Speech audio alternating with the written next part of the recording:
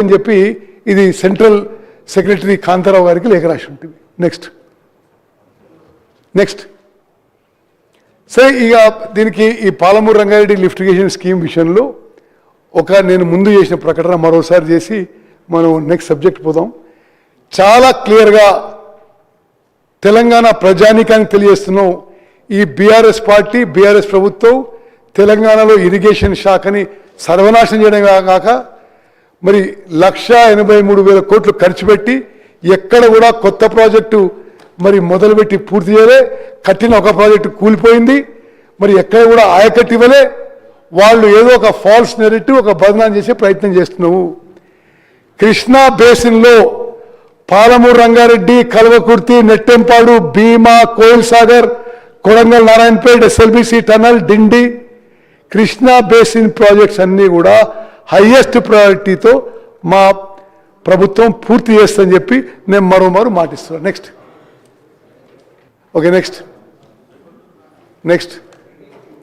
అది కూడా ఇప్పుడు ఏమంటాడు, ఇది డైరెక్ట్గా కల్వకుంట్ల చంద్రశేఖరరావు గారు మాట్లాడు కాబట్టి దానికి నేను రిబటల్ ఇస్తున్నా. మేము దిగిపోయిన తర్వాత ₹1 ఖర్చు పెట్టలే పాలమూరు రంగారెడ్డి మీద, ఒక్క తట్టెడు మట్టి ఎత్తలే అన్నాడు.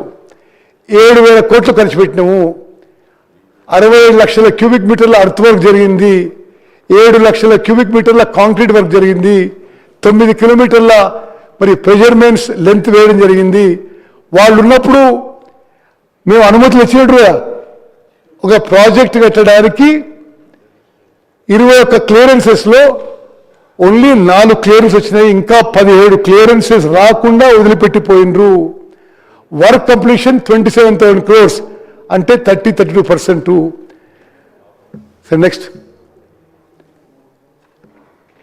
అదేవిధంగా ఏ రోజైతే బీఆర్ఎస్ పార్టీ అధికారులు వచ్చిందో కేవలం 7,469 కోట్లు ఖర్చు పెట్టుంటే ఆ రోజు కల్వకుర్తి, భీమా, నెట్టెంపాడు, కోయిల్ సాగర్ పూర్తయ్యేవి. రాష్ట్రంలో additional irrigation potential of 8.65 lakh acres would have been created. Next, Dindi project విషయంలో ఇది ఉమ్మడి నల్గొండ జిల్లా, నల్గొండ రైతులకందరూ కూడా గమనించాలి. వాళ్ళున్న 10 ఏళ్ల పాటు డిండి ప్రాజెక్టుకి కనీసం సోర్స్ ఫైనలైజ్ చేయలే, ఎక్కడికి నీళ్ళు తీసుకొస్తే చెప్పలే.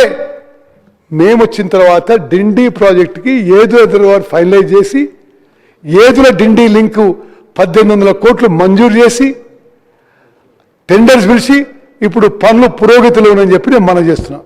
నెక్స్ట్ అదేవిధంగా ఎస్ఎల్బిసి టనలు వర్క్ కూడా ప్రపంచంలోనే అత్యాధునికమైన టెక్నాలజీ తీసుకొచ్చి ఎయిర్బోర్న్ సర్వే చేయించి ఇప్పుడు ఎస్ఎల్బిసి టనల్ వర్క్స్ కూడా వేగవంతంగా ఇప్పుడు మొదలవుతున్నాయి. తప్పనిసరిగా ఈ 3 ఏళ్లలో ఎస్ఎల్బిసి టనల్ కూడా పూర్తి చేస్తాం.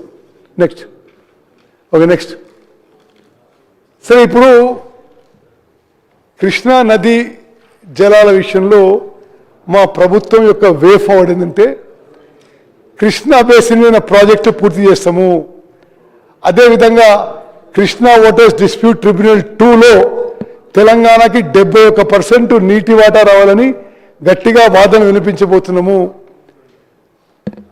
అన్ని విధాలుగా తెలంగాణ కృష్ణా నది జలాల విషయంలో తెలంగాణ హక్కులు కాపాడుతాము. నెక్స్ట్ జస్ట్ ఒక 3-4 నిమిషాలు ముగించేస్తా. ఈ పోలవరం నల్లమల్ల సాగర్ ప్రాజెక్టులో 3-4 రోజుల నుంచి బీఆర్ఎస్ పార్టీ పెద్ద మనుషులు రకరకాల అసత్యాలు, అవాస్తవ ప్రచారాలు చేస్తున్నారు. నెక్స్ట్ వాళ్ళు ఏమంటారంటే, నిన్నగాక మొన్న ఆ పెద్ద మనిషి ఏమంటారంటే, ఓహో సిడబ్ల్యూసీ అప్రూవల్ వచ్చింది, వీళ్ళు నిద్రపోయినరు, మేలోనే జూలైలో వచ్చింది, వీళ్ళకి సోయి లేదు. మరి సోయి ఎవరికి లేదేమో కానీ ఈ రోజుకి కూడా పోలవరం నల్లమల్ల సాగర్ ప్రాజెక్టుకి సిడబ్ల్యూసీ అప్రూవల్ లేదు.